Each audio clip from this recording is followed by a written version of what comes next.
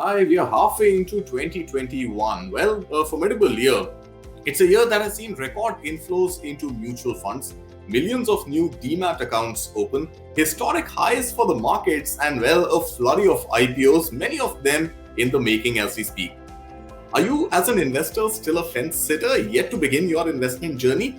Well, I promise you, by the time we end this interview, you won't be one and you're going to be an active investor because joining me today on Money Masterclass is Ashish Somaya. Hi, Ashish. Ashish, of course, is CEO of White Oak Capital and he's here to get you started on your equity investments. You're watching Money Masterclass on Money 9.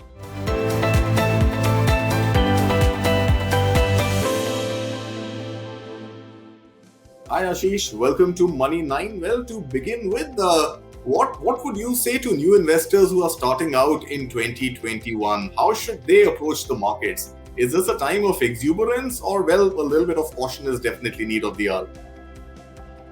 Yeah, I mean, I would say that there are some early signs of exuberance. I wouldn't call it irrational, or there's this famous quote attributed to Alan Greenspan about irrational exuberance. I don't think we are getting anywhere close to that, but yeah, maybe there are early signs. If you see the new listings, if you see IPOs, and like days like today when some IPOs, the day the moment they open, they are 100% up and stuff. So those are some signs of exuberance, I would say, for sure. But if you're starting out now, I would empathize because it's a difficult time to get started, right? It's always good to start when the market is down in the dumps. Easier said than done. So that's why a lot of people end up starting not when market is in the dumps, but only when the market is making headlines, right? So difficult time to start off. I think the best way to do it is to, if you have $100 to start with, still, start with $10 and go slow, go gradually. That's what I would say. So buy the index, would that be your recommendation? Because a lot of people we speak to on Money Masterclass, they say that go ahead and buy the index and don't buy actively managed funds. Do you concur? Do you agree with that advice? How should somebody with even 100 rupees get started today?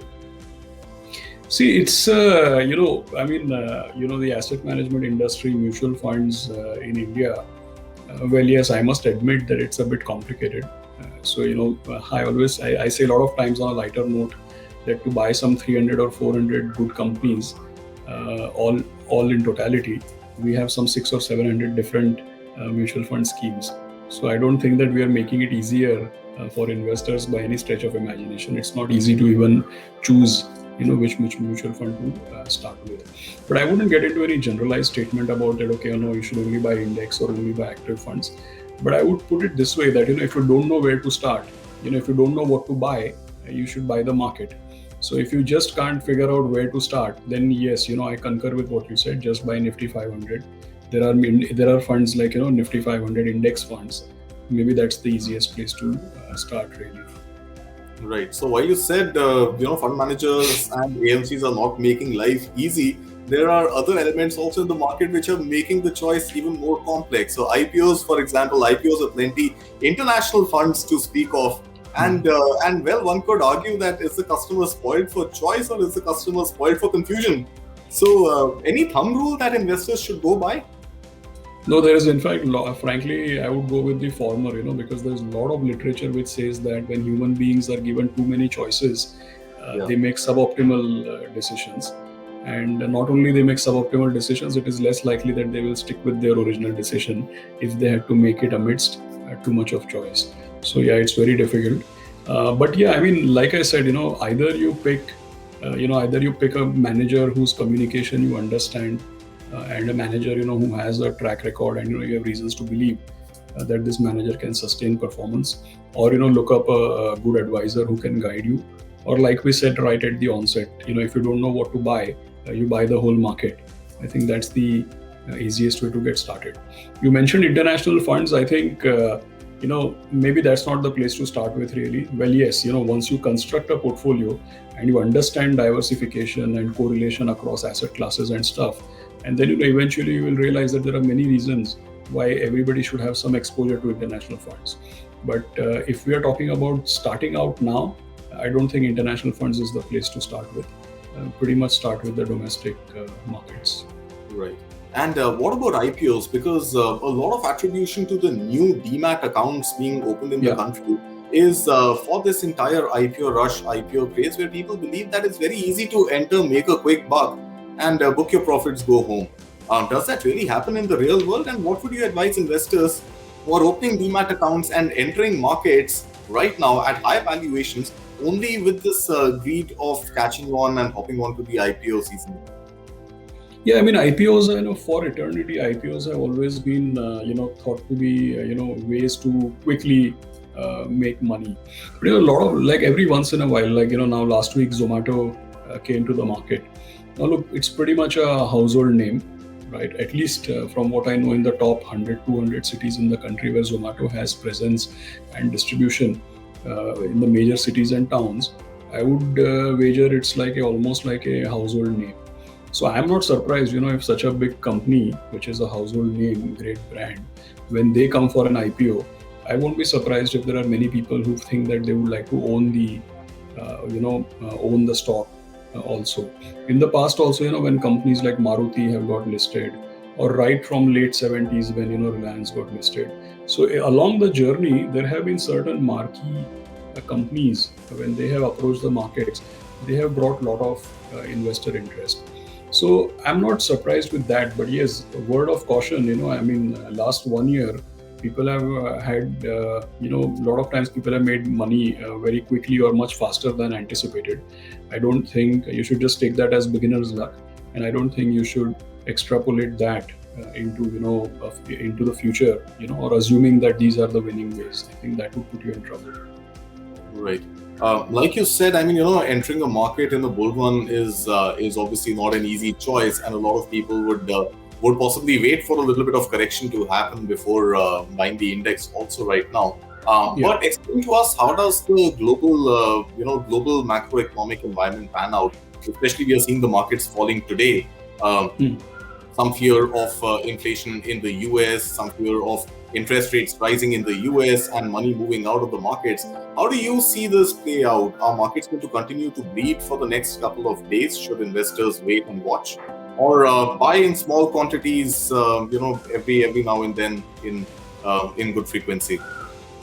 Yeah, so you're right in asking. There's a lot of concern that if the US, if there is any say tightening of liquidity, or they start raising rates, because ultimately through this whole COVID period, globally most economies have reduced rates dramatically and pumped liquidity into the markets to support the economy and ensure that economies don't kind of stall, right? To keep them chugging along, they've given all this kind of support. Now obviously when the economy, this is the equivalent of putting somebody on life support.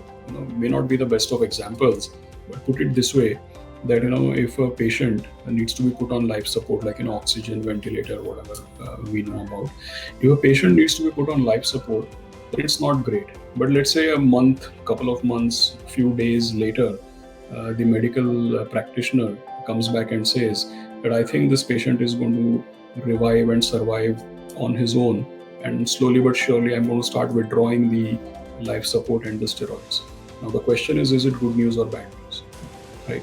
So in the US, if they say that the economy is going to get heated up, inflation is going to come back, it basically means that the US economy is kind of gathering steam, and they don't need the artificial support or the life support any longer. Now, obviously, when you kind of when you transfer a patient from external support to letting him be with his own organs, then obviously there will be some turbulence. Somewhere the blood pressure will fluctuate, somewhere the pulse will be unstable. But that's something you got to live with. So my own sense is that a lot of people in India are fearful about the US because of the 2013 parallels. When they had taper tantrum in 2013, India went through its own turbulence. I don't think today is comparable with that, because India is in a very different scenario when 2013 happened, and at this point in time, very different scenarios. They are not comparable. Long story short, I would just leave one food for thought. Just keep in mind what happened in US after the 2013 announcement. For a full 4 to 5 years, they kept growing. They went to, for a size of US, 4% GDP growth, practically zero unemployment. So even after the taper announcement, the US really had a great run. Now we have to think why we were not able to participate. That is because our external situation and our internal situation were in bad shape. This time around, we are not in bad shape. Right. So keeping global events aside, well, of course, we are in an interconnected world. But from an India scenario, what do you think is going to define the trajectory of the market in the next quarter, next 2 quarters? Is third wave of COVID going to be one obvious concern? What else? What other parameters should retail investors watch out for while deciding the course of their investment? Sure. So when we were discussing US, just one clarification. Like I said, that in the when they are making this transition, surely there would be turbulence. Exchange rate fluctuations. Some kind of flows, turbulence in relation to FPI flows, etc. So few days of negative flow. Any of those news flow cannot be. We cannot wish them away.